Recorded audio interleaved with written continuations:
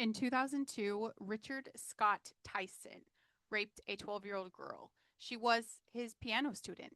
He sat across from her at a piano bench and used that same access to destroy her. He received 99 years in prison, with 86 years suspended. He walked out in 13 years. He registered as a sex offender. He went back into the community. And in 2021, he met a little boy and his family. He was warm and generous. He bought the kid video games. He bought him clothes. He paid for activities. He earned the family's trust to the point where they were allowed that boy to stay overnight at Tyson's house. Then he took him to a trampoline park, and that's where he met the second child.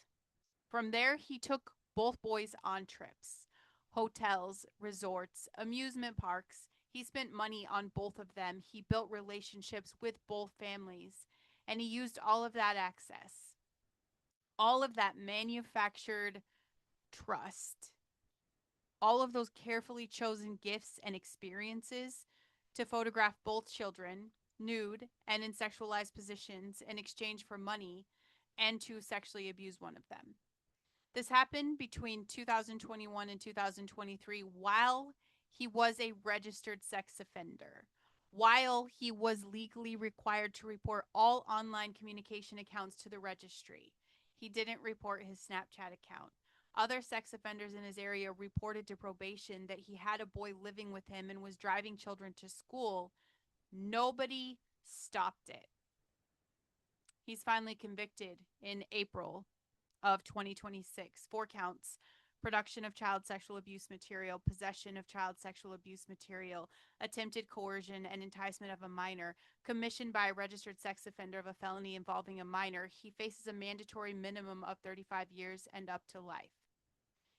He should have never left prison. The 99-year sentence with 86 suspended is the reason that 2 more children have to carry this.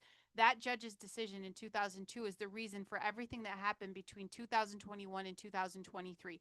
The system did not fail these children at the point of arrest. It failed them at the point of that suspended sentence 23 years ago. Hey, you guys, welcome to Faith and Fire, God and Country. If you're new here, I am Brandon Lynette. I know I said full time on the show, and I already bumped you guys an episode yesterday. Family Day came fast and furious, and that will always it's gonna win everything over, y'all. But I'm here today, and today's episode is brought to you by Super Patch. Today, I want to tell you about the Victory Patch. If you're carrying something heavy and your body needs to be strong enough to actually hold it, Victory is the performance patch. Truly, I love it for athletes. I mean, we do have professional athletes even that wear it. This does make you stronger, faster, more resilient without drugs. I know that's the mind-blowing part. You guys think I'm full of shit till you actually really try this. There are no chemicals, no ingredients whatsoever, no caffeine. It's just your body operating at the level it was built for. BrandonLynette.superpatch.com. The show is going crazy, y'all. I appreciate everybody tuning in, for all the shares, for all the love on my socials, everywhere. I just thank you so much. Obviously, that means I am looking for a brand partner, someone who wants to sponsor the show, who wants to reach an audience that takes action. All of my contact info is in the bio. Let's talk about Ryan Driscoll, 42 years old, Columbus, Ohio. In 2012, Driscoll was federally convicted for possessing child porn. He served 5 years. When he got out, he was placed under federal supervision from that conviction, supervised release, which means the government knew who he was and where he was, and he had conditions attached to his freedom. While under that supervised release, investigators received a tip about an online account with the username diaperundiesdude.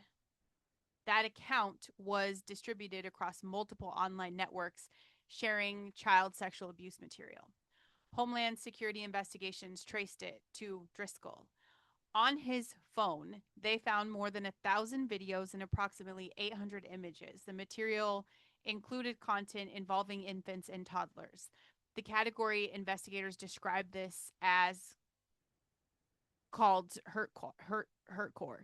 That word exists because some predators specifically seek out content. They have created this little world where children are being deliberately harmed, subjected to pain, humiliation, and torture. This is not passive abuse, it is active cruelty to children who can't speak or run or call for help. He pled guilty in November of 2025. He was sentenced Tuesday to 264 months plus an additional 10 months consecutive. That is what, 22 years to be followed by another year with lifetime supervision after release. Um Listen.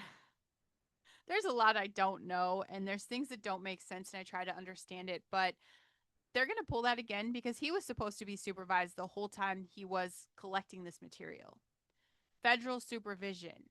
And over 1,000 videos of infants and toddlers being deliberately hurt were on his phone while the government theoretically had eyes on him. The supervision failed. It didn't work and they're trying it again. The system that was supposed to catch him if he reoffended didn't catch him until someone else reported an anonymous screen name. The tip. The whole apparatus of federal post conviction supervision was not what stopped him. It was a tip. Make that make sense. Like help me genuinely understand that. It doesn't work, but they're gonna try it again.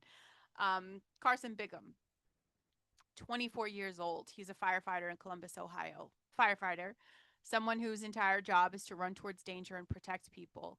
Investigators found Bigham not because anyone's looking for him specifically. They found him because they were searching another man's devices in a separate child exploitation case and found conversations between that man and Bigham. The conversations were sexual and included explicit discussion about sex with children. Between August of 2024 and May of 2025, Bigham received files depicting prepubescent children engaged in sex acts with adults. He asked his contact for images of a specific child he apparently believed existed. He was sentenced Tuesday to 80 months. You guys, that is 6.5 years. And he's found by accident by looking at someone else's phone. He never would have been caught otherwise. He was a firefighter responding to emergencies in Columbus, Ohio, while this is just chilling on his devices. We have Majdi Jones. I don't know how to pronounce the name. Majdi, if you want to look it up. 22 years old from Maryland. Found a 12-year-old girl on Snapchat. He knew she was a child. He lied about his own age. He exchanged nude photographs with her over a period of time. Then he made arrangements to meet her in person. He drove from Maryland to Delaware. He picked her up near her home in the early morning hours. He drove her to a park, engaged in sexual conduct with her in the back seat of his vehicle. Delaware prosecutors classified this as fourth-degree rape. A condom was found in the back seat. He faces federal charges of coercion and enticement of a minor and traveling across state lines with intent to engage in illicit sexual conduct. If convicted on the enticement charge alone, the mandatory minimum is 10 years with a potential maximum of life. He drove across the state line intentional. He had the condom. He was 22 years old and he planned every single step of this. That one sucks. It's close to home. My daughter is about to turn 12 and I just could not imagine this being her experience as a parent. And another one that sucks, former Marine Carlos Fernando Alvanga Portilla, 29 years old, Everett, Massachusetts. Investigators searched his residence July 15th. On his Samsung Galaxy, they found more than 200 media files depicting child sexual abuse. The victims were estimated to be between 4 and 11 years old. The files date back to at least January of 2022. He was arrested this August on the 5th, released under conditions. He faces up to 20 years, followed by supervised release that can extend for the rest of his life. Supervised release. And we are talking about someone who served in the United States Marine Corps. He wore the uniform that my son is working towards right now. What shame is he bringing to the name of Marines? Because we know, I'm telling you right now, that boy was taught better under different conditions. He had those files going back 4 years. Anthony St. Jean, 35 years old, Lowell, Massachusetts. This is a guilty plea here. Between March and August of 2024, he knowingly distributed child sexual abuse material online. He also possessed material that included children younger than 12 years old. He pled guilty to 1 count of distribution and 1 count of possession. Distribution carries a mandatory minimum of 5 years and up to 20. His sentencing is scheduled for the 19th of November. He did admit this in court under oath.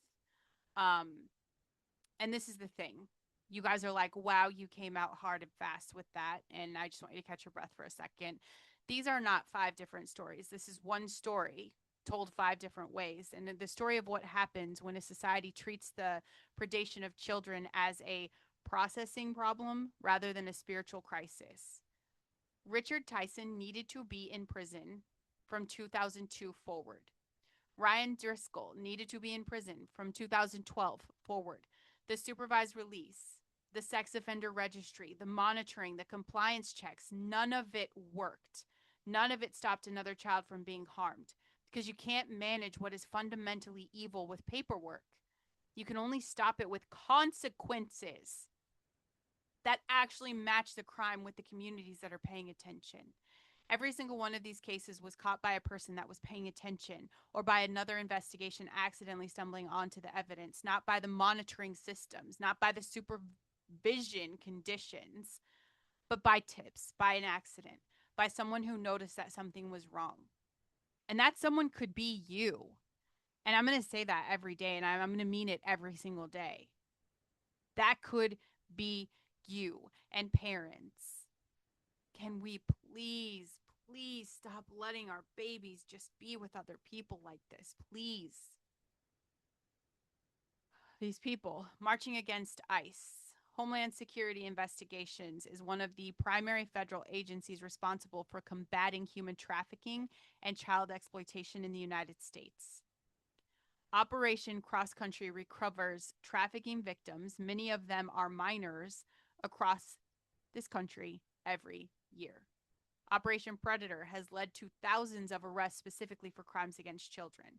The same agents who enforce immigration law are in many cases the same agents who rescue children from trafficking networks, who investigated the very cases I just told you about, who traced anonymous screen names to the people behind them. When you protest ICE, listen to me. You are not just protesting immigration enforcement. You are protesting the infrastructure that catches predators and rescues children. You are marching against the agency that found Ryan Driscoll's thousands of videos of infants. You are screaming outside the building where the tip about Maji Jones was processed and acted on. The media has successfully separated these things in the public imagination. Immigration enforcement over here, child exploitation enforcement over here. They are not separate. These are the same agents and the same investigations, and it's the same funding and the same structure. And the trafficking corridors that move children across borders into exploitation are the same corridors that move people across the southern border when there is no enforcement. You are not protecting vulnerable people when you march against ICE. You are protecting the system that traffics them. And this is exactly what the government wants. This is exactly what the media wants. This is exactly what every disgusting elite demon worshipping pedophile wants. For you guys to think that ICE is just breaking up very nice, calm American families. That's not true at all. Don't break the law. You don't have a problem, but stop protesting the guys who are protecting our babies. Useful idiots. That's what you are when you're standing up against these guys.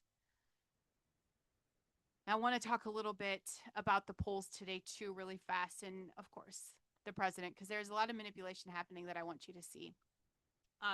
Reuters published a 33% approval rating. I told you about that. I told you to look into what's driving it, but I also want you to look at how these polls are constructed, because the methodology matters enormously and a lot of people don't look at it. And I'm watching grown men actually throw tantrums about how they're not voting for anybody in the next election, how they're not voting for Democrat or Republican because they're tired of whatever nonsense, okay? And I'm embarrassed for these men, because not voting and not speaking up is how stuff got so far out of hand. That is not the answer right now. That is not the answer. So I want to just kind of talk about this. Polling organizations make choices about who to include in their sample, how to weight different demographic groups, and how to phrase questions even. So Reuters has historically oversampled registered Democrats relative to their actual share of the electorate. Okay. Um, the weighting decisions they make can move a result by multiple points in either direction, obviously. And Trump's poll numbers have consistently underperformed his actual electoral result in every cycle he's run. So in 2016, he was supposed to lose by double digits in some polls. In 2020, polls showed him losing in states he nearly won.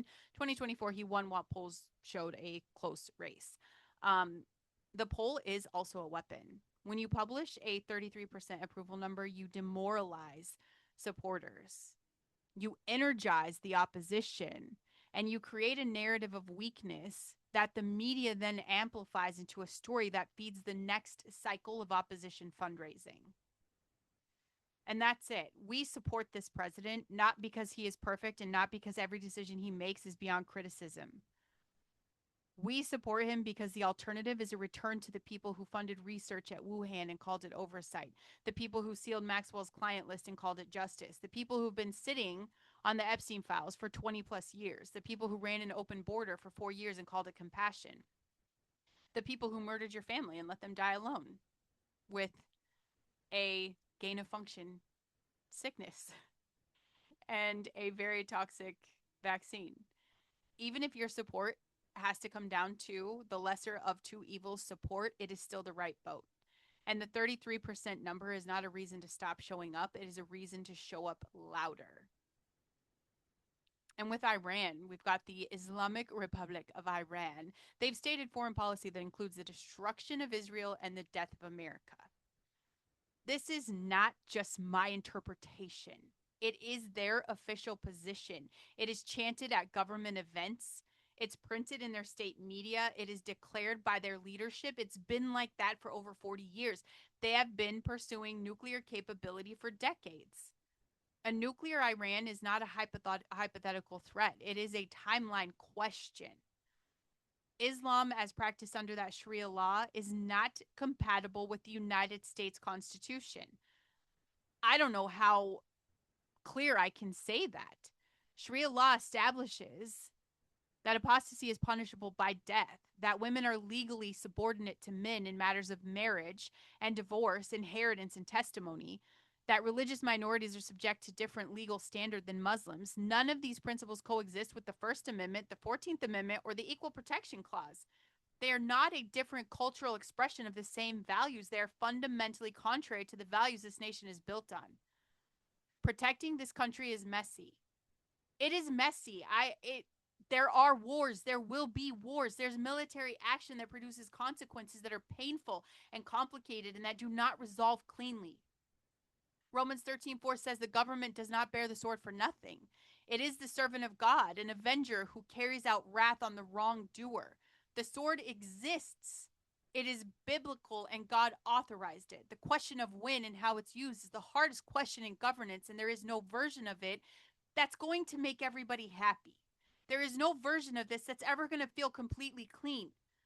But the alternative to a country that is willing to use the sword when necessary is a country that cannot protect its people, and protecting the people is the job. Trust God with the hard parts. He has seen every military conflict in history, and he is not surprised by any of it, not even this one. I'm going to tell you guys a story from 2 Kings, chapter 18 and 19, the story of Hezekiah and what happened when the most powerful army in the world showed up outside Jerusalem's walls and started talking. Sennacherib, king of Assyria, sent his military commander to Jerusalem with a massive army. They camped outside the city walls, and the commander stood there and shouted up in Hebrew, the language the people of Jerusalem spoke, deliberately loud enough for the people on the walls to hear. He said, "Don't let Hezekiah deceive you. Don't let him tell you that God will deliver you. Look at every other nation we've conquered. Did their God save them? Name one kingdom whose gods were able to save them from the king of Assyria. What makes you think your God is different?"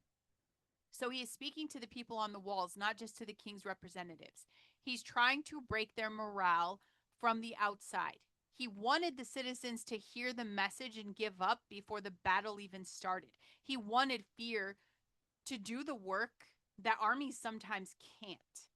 Hezekiah's servants come to him in tears, and they told him what the commander had said. Hezekiah tore his clothes in grief. He went to the temple, and he took the letter that Sennacherib had sent, the written threat from the most powerful military force in the ancient world, and he spread it before the Lord, and he prayed, Lord, the God of Israel, enthroned between the cherubim and alone our God all over the kingdoms of the earth. You have made heaven and earth. Give ear, Lord, and hear. Open your eyes, Lord, and see. Listen to the words Sennacherib has sent to ridicule the living God. And he told God exactly what the enemy had said. He didn't pretend it wasn't serious. He didn't put on an act of faith that ignored a threat. He laid it all out before God, and then he said, deliver us so that all the kingdoms of the earth may know that you alone are God. The prophet Isaiah sent word. God says, do not be afraid of what you have heard. That night, the angel of the Lord went through the Assyrian camp. In the morning, 185,000 soldiers were dead. Sennacherib woke up to an army of corpses, packed up what was left, went home, and he never came against Jerusalem again. I want to talk to every Christian who is watching the threats building right now. Iran pursuing nuclear capability, Sharia being practiced in American cities, institutions failing, predators recycling through the system, the polls being used to demoralize you, and feeling like the enemy is standing outside the walls shouting in your language.